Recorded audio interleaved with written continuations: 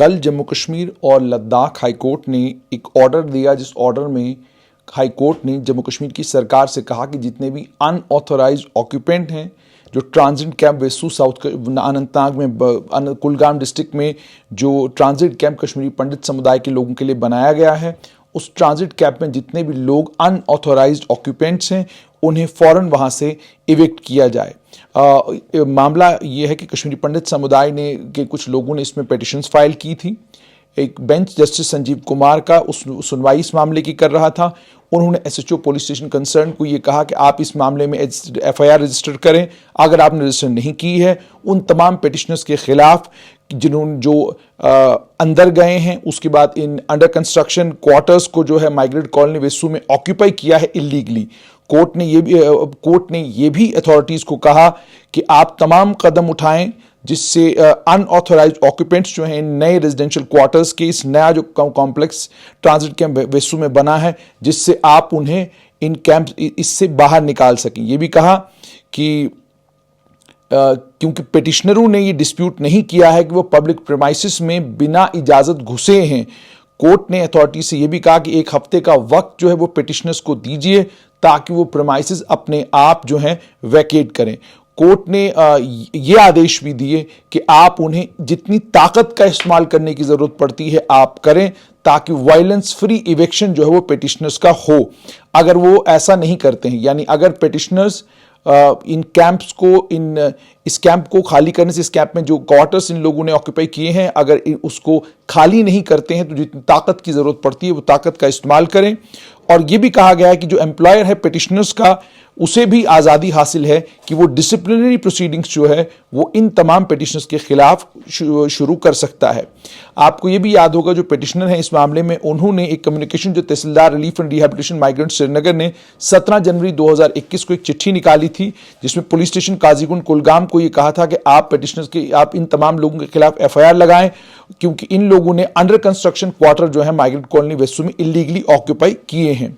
अच्छा, उसके बाद सिर्फ इतना ही नहीं बल्कि उसमें यह भी था कि उन्होंने ये कहा था कि एक रीजनेबल क्राइटेरिया जो है एकोमोडेशन की अलॉटमेंट के लिए माइग्रेंट एम्प्लॉयज़ के लिए जो खासकर प्राइम मिनिस्टर्स पैकेज के तहत लगाए गए हैं, उसके लिए जो है एक रीजनेबल क्राइटेरिया होना चाहिए। उन्होंने अपनी ग्रीवेंसेस जो हैं ये कहा गया कि उस मैनर में अथॉरिटीज़ के सामने allotment had made the allotment of 200 and odd units that have come up at transit camp Vesu. Petition के जवाब में रिलीफ एंड रिहैबिलिटेशन डिपार्टमेंट ने ये कहा कि पिटिशनर्स जो ऑलरेडी प्रीफैब्रिकेटेड एकोमोडेशन जो ट्रांजिट कैंप वेसू में बनी है, उन्होंने इलीगली और अनऑथोराइजडली वो अंडर कंस्ट्रक्शन क्वार्टर्स में आए हैं और इसलिए वो ट्रेसपासर्स हैं। ये तमाम चीज़ें कही थी और उसके बाद कोर्ट के सामने ये मामला था। कोर्ट ने इस मामले में आदेश दिए और आदेशों का ही पालन करते हुए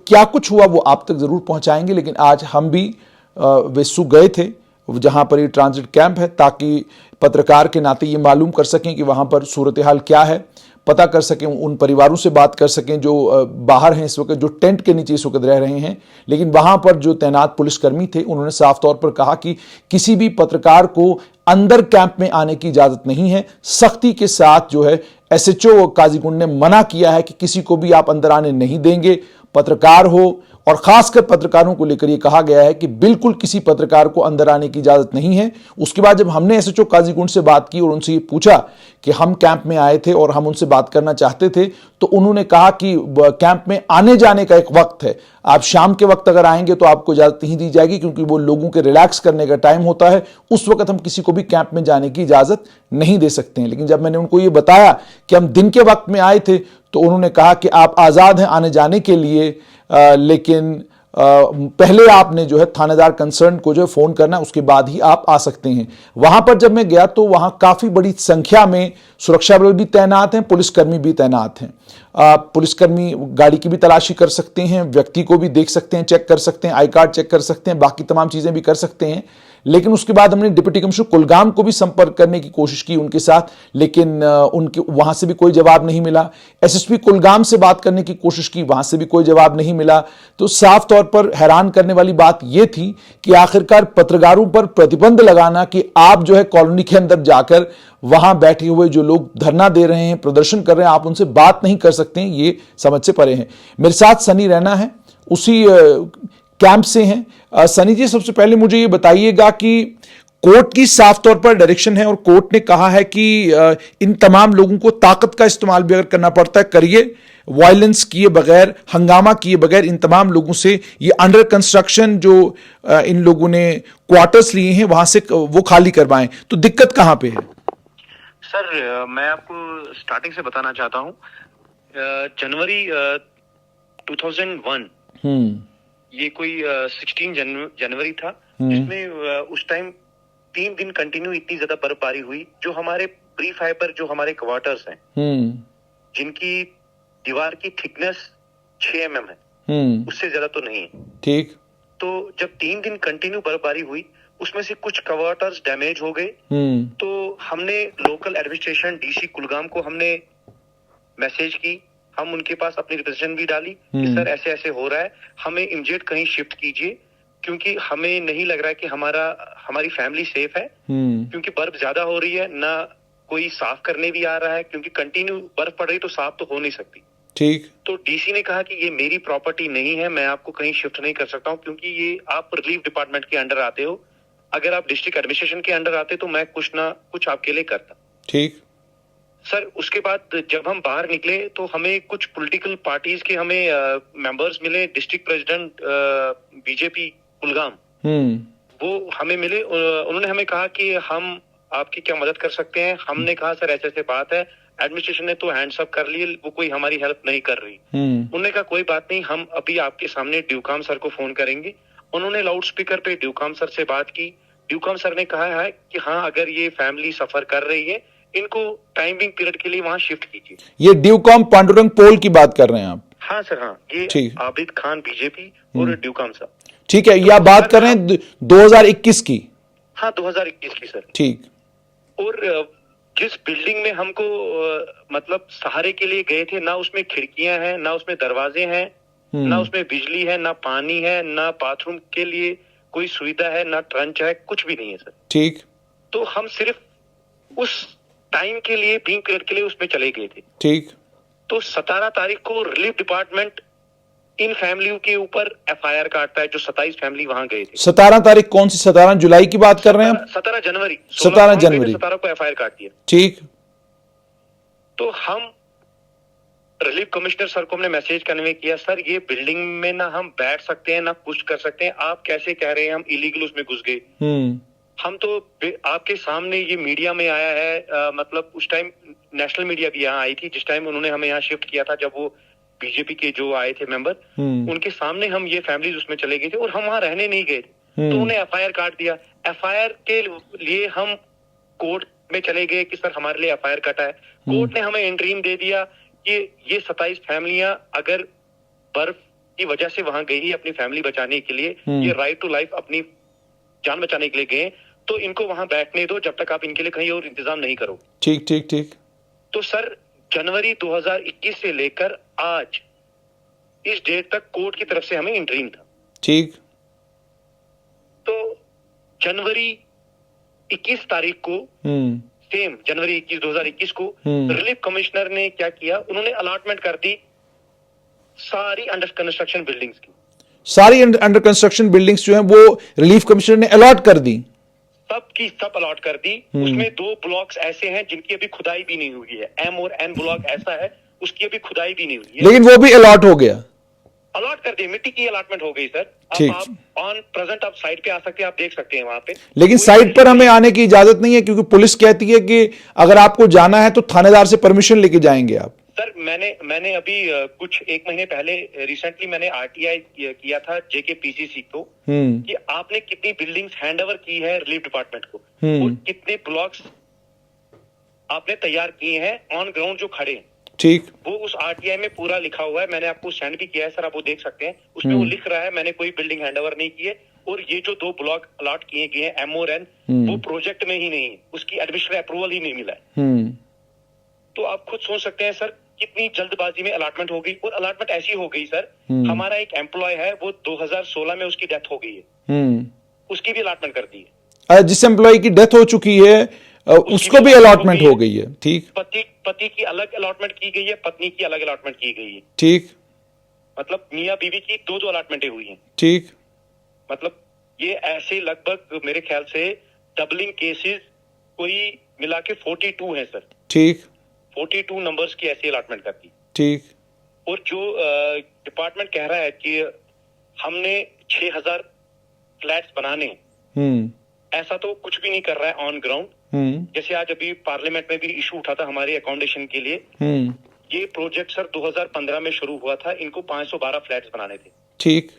ये जो हमारे यहाँ जो टावर्स बन रहे हैं, ठीक। आज 2022 आ गया, अभी तक टोटल सिर्फ 48 क्वार्टर्स ही तैयार हुए हैं, सिर्फ 48। और उनको हैंडओवर किया किसी को या अभी नहीं किया है? किसी को नहीं किया सर हैंडओवर, किसी को नहीं किया। अच्छा, अब मुझे ये बताइए, इन 27 फैमिलियों के लिए तो कोर्ट का ऑर्डर आया है और आप जानते हैं कोर्ट से बड़ी तो कोई चीज नहीं। कोर्ट ने चले गए, वो 18 महीने से इन क्वार्टर्स, इन टावर्स में बैठे हुए थे। ठीक। तो जो इनके पुराने क्वार्टर थे, जो इनके खराब हो गए थे सर, अक्टूबर में जब किलिंग हुई, जब वो दीपक चंद और सुपिंदर कौर की जो किलिंग हुई, तो लोकल एडमिनिस्ट्रेशन और पुलिस ने जो बाहर रेंट पे फॉर फिलिंग एरियाज में हमारे दूसरे कश्मीरी पंडित जो भाई बहन थे, उस टाइम गवर्नमेंट ने उनको फोर्सली वहां से उठा के लाया और वहां पे उनको बिठा दिया। ठीक।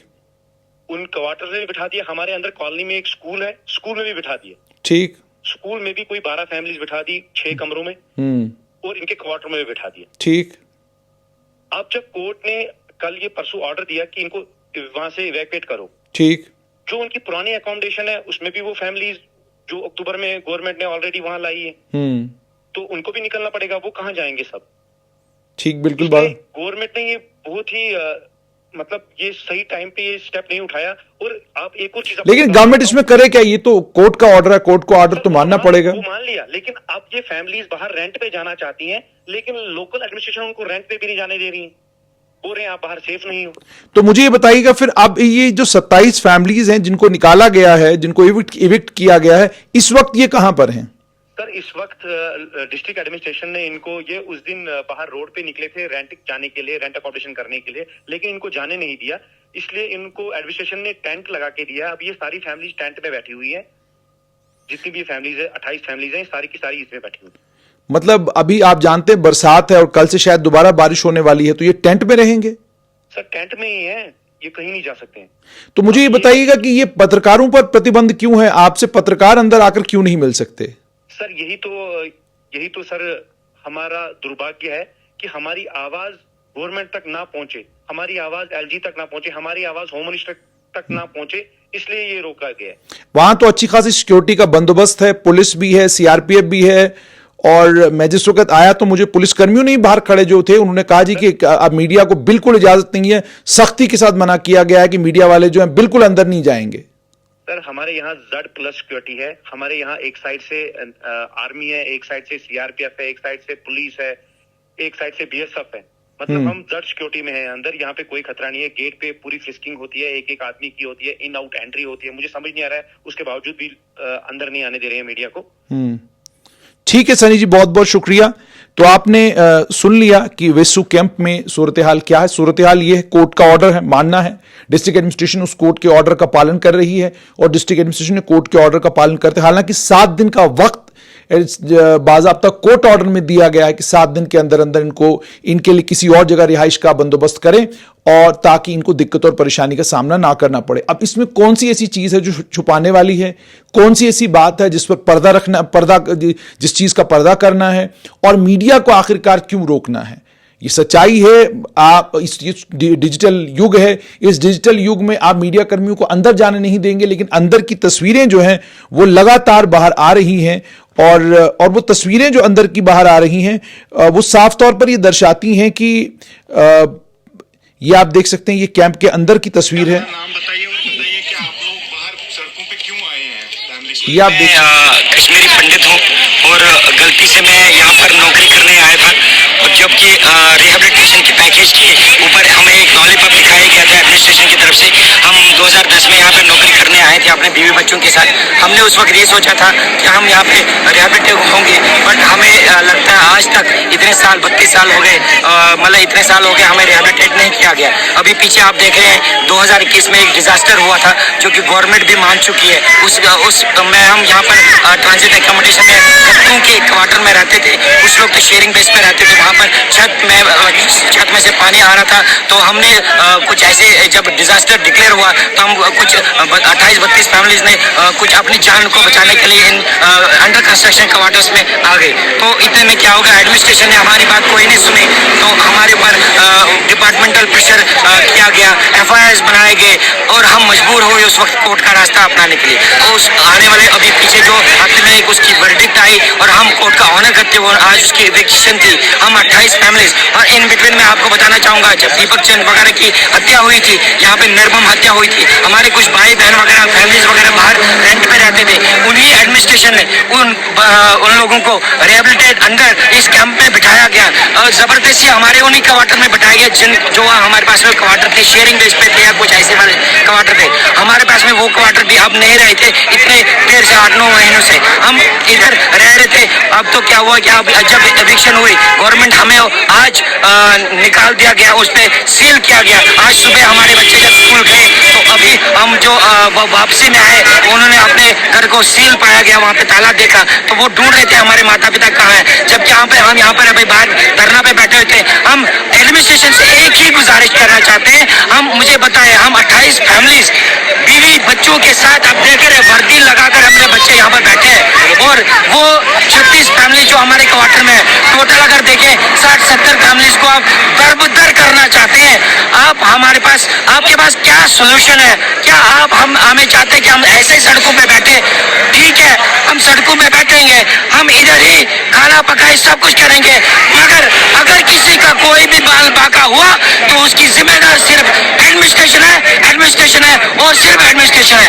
क्योंकि हम चाहते हैं 365 दिन हम सारी फैमिलीज 66 की 66 फैमिली जो हमारे क्वार्टर में वहाँ पे रहते हैं, और हम ये 28 फैमिली जो यहाँ पे रहते हैं, 365 दिन हम यहाँ पे रहते हैं। आप चाहे तो हमारे डिपार्टमेंटल वेरिफिकेशन कर सकते हैं, और बीच में इनकी जो अलॉटमेंट की गई वो सिंगल। तो आपने सुन लिया कि पंडित समुदाय की जो लोग वहाँ पर वेसू में वहाँ कैंप्स में रह रहे हैं, उनके लिए कोर्ट का ऑर्डर 13 तारीख को आया था, 20 तारीख है। जाहिर सी बात है, वक्त 7 दिन का एडमिनिस्ट्रेशन के पास था। 7 दिन के अंदर अंदर एडमिनिस्ट्रेशन ने इनके लिए दूसरा कहीं कोई इंतजाम क्यों नहीं किया? क्या एडमिनिस्ट्रेशन, क्या हुकूमत नहीं जानती कि कश्मीरी पंडित समुदाय के लोगों की सिक्योरिटी अगर इतनी एनहांस की गई है कि पत्रकारों को भी कैंप के अंदर जाने की इजाज़त नहीं है, थानेदार से मिले बगैर, थानेदार से इजाज़त लिए बगैर आप कैंप के अंदर नहीं जा सकते। अगर इतनी ज़्यादा सिक्योरिटी वहाँ पर रखी गई है तो इस सिक्योरिटी बंदोबस्त के बावजूद अगर इविक्शन के बाद इन्हें कहाँ रखा जाए, किस जगह इनको एकोमोडेट किया जाए, किन फ्लैट्स में इनको एकोमोडेट किया जाए, अगर सरकार के पास इनको लेकर कोई प्रोग्राम ही नहीं है तो फिर हैरान होता है इंसान की जो सिविल एडमिनिस्ट्रेशन है, जो डिस्ट्रिक्ट एडमिनिस्ट्रेशन है कुलगाम का, आखिरकार वो सोच क्या रहा है, वो कर क्या रहा है। डिस्ट्रिक्ट एडमिनिस्ट्रेशन को प्रायोरिटाइज करना चाहिए कश्मीरी पंडित समुदाय के लोगों की इस दुख दर्द को, इस तकलीफ को, इस परेशानी को, और इंश्योर करना चाहिए कि इन्हें, ये जितनी भी 27 फैमिलीज हैं, 60 के करीब फैमिलीज हैं, बाकी फैमिलीज के साथ में इन्हें प्रॉपर्ली रिहेबिलिटेट किया जाए, इन्हें जल्द से जल्द क्वार्टर्स दिए जाएं, इन्हें मजबूर न किया जाए लंबे वक्त तक टेंट में रहने के लिए,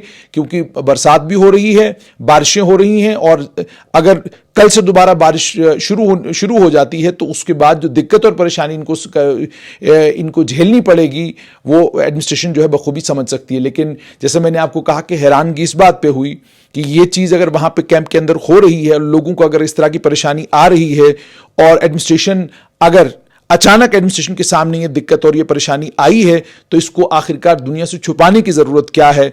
कल भी मीडिया कर्मी गए, उन्होंने रिपोर्ट किया वहां से। आज भी अगर मीडिया कर्मी जाते, इनसे बात करते, सरकार के सामने ये बात पहुंच जाती और सरकार डेफिनेटली इस मसले का कोई हल निकालती, रिलीफ एंड रिहेबिलिटेशन डिपार्टमेंट से पूछती कि आखिरकार कोर्ट के इस डायरेक्टिव के आने के बाद, कोर्ट के इस ऑर्डर के आने के बाद, आपने जो फैमिलीज इन क्वार्टर्स में टेम्परेरीली रह रही थी, इन तमाम परिवारों को अब आप कहां बसाने जा रहे हैं, अब आप किस जगह लेकर जाने जाए, अब आप इनको कहां लेकर जाएंगे। दूसरा एक और अहम बात यह कि डिजिटल युग में आप किसी पर किसी कैंप में जाने से किसी पर प्रतिबंध जरूर लगा सकते हैं, लेकिन वहां से जो तस्वीरें और वीडियोस हैं वो लगातार हमारे साथ लोग शेयर कर रहे हैं, हमें लोग बता रहे हैं कि इस समय जो है कैंप के अंदर उनकी स्थिति क्या है।